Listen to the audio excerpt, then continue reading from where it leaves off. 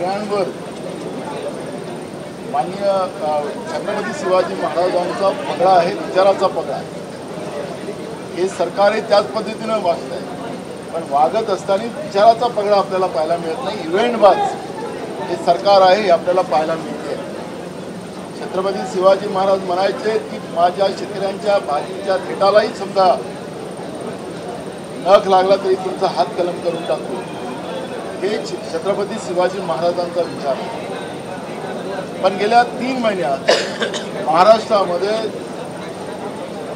हजारो शेतकऱ्यांनी आत्महत्या केली. सरकारला अजिबात चिंता नाही. यांचा मोदी यांचा बाप असेल, शेतकऱ्यांचा बाप नाही असं मी काल बोललो, ते 1000 वेळ बोललो. हे म्हणतात की आम्ही 6000 रुपये देतो, तर हा 6000चा नाही. शेतकऱ्यांकडून गेल्या 2014 पासून हे किती पैसे वसूल करतात. डिझेलमध्ये असेल, पेट्रोलमध्ये असेल, कीटकनाशकात असेल, खतामध्ये असेल, बियाणामध्ये असेल, लाखो रुपये शेतकऱ्यांकडून जीएसटीच्या माध्यमातून हे लुटतात आणि त्याच्या मोबदल्यात 6000 रुपये देतात. हे व्यापारी लोक आहेत, त्यांचा विचार व्यापारी आहे. हे सरकार म्हणून काम करत नाही आणि त्यावरही शिरजोरी की आम्ही शेतकऱ्यांचे दाता आहोत अशा पद्धतीचं वक्तव्य हे लोक करतात आहे. शिवाजी महाराजांच्या विचाराच्या महाराष्ट्रामध्ये समजा 70 वर्षाचे आमचे शेतकरी बैल नाही त्याच्याजवळ शेती करायची आहे, शेतीचा हंगाम सुरू झालेला आहे आणि आमची माय माऊली आपल्याच नवऱ्याला त्या ठिकाणी नांगराला जोतून शेती करत असेल तर हे कशाची शेतकऱ्यांची सरकार आहे? हे इव्हेंटबाज सरकार पोटभर व्यापाऱ्यांसाठी, मेगा इंजिनिअरिंगसाठी हजारो कोटी रुपये देण्यासाठी आहे. आणि ह्या वेदना या राज्याच्या शेतकऱ्यांच्या घेऊन आम्ही विरोधी पक्ष आम्ही सभागृहात ही भूमिका मांडतोय. जे जे काय आयुध आमच्याजवळ आहेत त्या आयुधाचा वापर करतोय. पण अध्यक्ष सुद्धा या सरकारला पाठीशी घालताना आपण पाहतोय. अजित पवार त्या ठिकाणी उभे झालेत आमच्या बाहेर झाले गेल्यानंतर आणि दिखाव्यासाठी आम्ही तयार आहोत. मग तयार आहे तर मग बोलायला काय तयार नाही तर सांगा ना अध्यक्षाला की राहू द्या, ते नियम घेऊन हे शेतकऱ्यांचा इश्यू आहे, आम्ही बोलायला तयार आहोत, आम्हाला आज उत्तर द्यायचं आहे, शेतकऱ्याला न्याय द्यायचा आहे. पण तसं नाही. दिखाव्यासाठी अजित पवार त्या ठिकाणी बोलले. व 1 वर्षापासून महाराष्ट्राच्या शेतकऱ्यांच्या खरीप हंगामाचे पैसे या लोकांनी दिले नाहीत. काय व्याजासकट देणार आहे? शेतकरी इकडे पिकवतो आणि इकडे आपलं कुटुंब चालवतो. आता शेतीचा हंगाम आला आणि शेतीचा हंगाम आला अजून सुद्धा खरीपाचे पैसे शेतकऱ्यांना दिले नाही. सरकारच उत्तर आता विधानसभेत देत होती. सोयाबीनचे पैसे दिले नाहीत, धानाचे पैसे दिले नाहीत, कापसाचे पैसे दिले नाहीत, तुरीचे पैसे दिले नाहीत. म्हणजे काय सरकार काय शेतकऱ्यांचा जीव घेण्यासाठी आलेला आहे? आणि म्हणून ह्या वेदना आणि शेतकऱ्याला न्याय मिळाव्यात ही अपेक्षा आमची विरोधी पक्षाची आहे. पण हे सरकार पळ काढते आहे. हे फक्त मूडवर लोकांसाठी काम करते आहे. मेगा इंजिनिअरिंग सरकार रेड्डी आंध्र प्रदेशचा कोण आहे त्याच्यासाठी हे काम करते आहे. त्यांचे जे काही मूडवर त्यांच्या बापाचे मित्र आहेत त्यांच्यासाठी काम करते आहे. अशा पद्धतीची परिस्थिती झालेली आहे. आम्ही महाराष्ट्राला आणि महाराष्ट्राच्या जनतेला आणि शेतकऱ्याला वाऱ्यावर सोडू देणार नाही. आम्ही ही लढाई शेवटपर्यंत लढू आणि शेतकऱ्यांच्या अस्मितेची लढाई हे आमच्या रक्तात एक थेंब आमचा जो आहे तो आमच्या शेतकऱ्यांच्या अस्मितेची लढाई लढण्यासाठी आहे आणि ते लढत राहू. कितीही यांनी आमचं तोंड दाबण्याचा प्रयत्न केला तरी आम्ही थांबणार नाही. ही भूमिका आमची आहे. कर्जमाफी विचार करून केली जाईल असं सांगण्यात आले.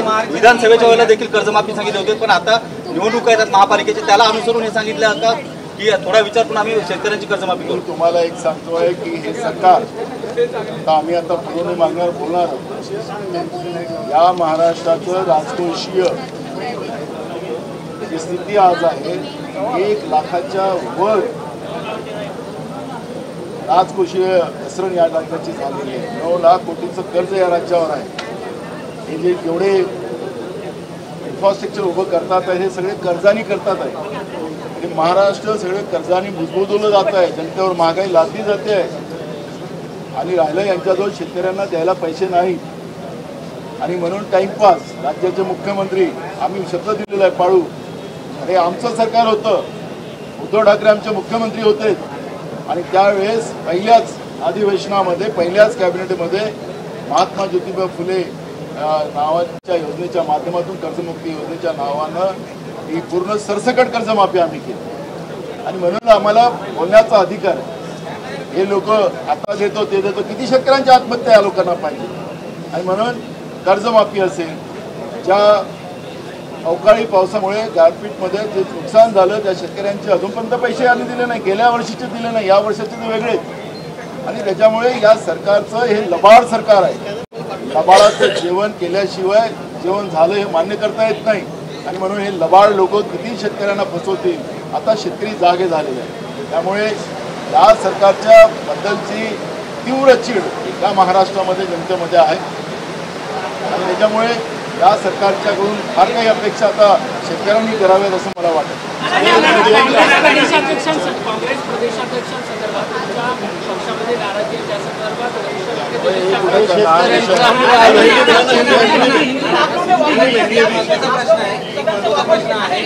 जानेवारी ते मार्च आपको पता होगा कि महाराष्ट्र में जो सरकार है वो सरकार किसान विरोधी है. छत्रपति शिवाजी महाराज को हम लोग प्रणाम करके हाउस में जाते, असेंबली में जाते हैं, लेकिन छत्रपति शिवाजी महाराज के विचार का पालन ये लोग नहीं करते. छत्रपति शिवाजी महाराज कहते थे कि मेरे किसान के अगर सब्जी को भी अगर उंगली लगी तो मैं हाथ कलम कर दूंगा. और इतना आदर छत्रपति शिवाजी महाराज का किसानों के बारे में था. लेकिन ये सरकार महाराष्ट्र में रोज किसानों की आत्महत्या हो रही है. 3 महीने में हजारों शेतकरियों ने आत्महत्या की. सरकार को चिंता ही नहीं. महाराष्ट्र में लातूर डिस्ट्रिक्ट में एक किसान ने, उसके पास बैल नहीं था, 70 साल के किसान ने अपने आप को जोत लिया और उनकी जो हमारी माता जी है उन्हें उसको बैल के जैसे हाथा है. ये परिस्थिति महाराष्ट्र की है. इस प्रगत राज्य को बर्बाद करने का काम इन लोगों ने किया है. किसानों का कर्जा माफी करने के लिए सरकार के पास पैसे नहीं है, लेकिन मेगा इंजीनियरिंग जैसे जो इनके बाप के जो कोई दानदाता है उनके लिए इनके पास पैसे हैं, हजारों करोड़ रुपए. हम आरोप नहीं कर रहे, माननीय सुप्रीम कोर्ट ने उसके ऊपर शिक्कामोर्तब किया है. और इस तरह की परिस्थिति आज पूरे महाराष्ट्र में है. हम जब किसान की बात आज हाउस में रखी तो आज भी सरकार ने उससे दुम लगाकर भागने की कोशिश की और माननीय अध्यक्ष जो है वो सरकार को ये सब पाप करने के लिए उनको साथ दे रहे हैं और इसलिए हमने आज हाउस में से बहिर्गमन किया.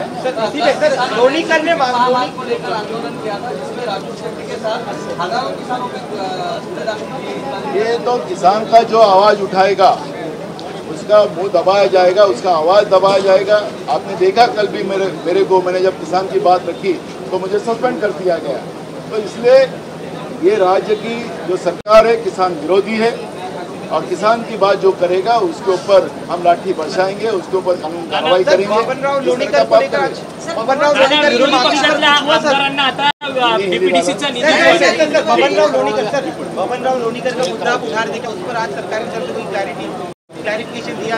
सरकार कहाँ देंगी. सरकार तो आपके पोडियम में आके राज्य के मुख्यमंत्री ने कहा कि वो गलत बोला है वगैरह वगैरह, पहले दिन बोला है. तो फिर सरकार ने जवाब देना था. जो सरकार भाग रही थी, विधानसभा अध्यक्ष तो उनको बचा रहा था. तो इसलिए ये सवाल खड़े करेंगे क्योंकि अब मौका है, शुरुआत हुई है और ये सरकार जिस तरह से महाराष्ट्र को बर्बाद कर रही है हम नहीं छोड़ेंगे इनको. और सरकार को हमारे राज्य के किसान हो, बेरोजगार हो, गरीब हो, सबको न्याय एक ही रहेंगे. ये हमारा मानसिकता वो लड़ाई. हमने ये विषय को लेके अभी वॉकआउट किया है. सरकार भाग रही है और सरकार को सबक देने के लिए जो भी हमारे पास आयु है वो करने की कोशिश. विरोधी पक्षातल्या नेत्यांना आता डीपीटीसीचा निधीच मिळणार नाही असं काहीसं महायुतीचं सूत्र आहे. कारण की पालकमंत्र्यांना 30% निधी आणि सत्ताधारी पक्षातल्या आमदारांना 70% निधीचं वाटप केलं जाणार आहे. जी पद्धत आघाडीच्या काळात होते की समसमान निधीचं वाटप होत होतं. आता मात्र त्यांच्या समन्वय समितीमधनं एक नवीन सूत्र निघालेलं आहे 30 आणि 70%. महाराष्ट्राला बर्बाद करणाऱ्या लोकांकडून काय अपेक्षा कराव्यात आम्ही. जेव्हा हे व्यवस्था येतील त्यावेळेस आम्ही त्याच्यावरची चर्चा करू. आता आपण सांगताय की आम्ही डोक्यात ठेवू. ज्यावेळेस आम्हाला हे सगळे विषय पुढे येतील त्या वेळेस या सरकारला फाडून आम्ही खाऊ, कारण की आमच्या भागात राहणारी जनता आणि त्याला मिळणाऱ्या योजना त्याच्यापासून यांना दूर करण्याचं काम या सरकारने केलं. या सरकारला माफी देण्याचं कुठलंही कारण करू शकत नाही. घेतलेले आहेत आणि त्यामुळे ठीक आहे, आता हा विषय आहे. अरे त्यांना काय त्याचा आता मुकाट्यांना पहिले शेतकऱ्यांचं मन म्हणले आपला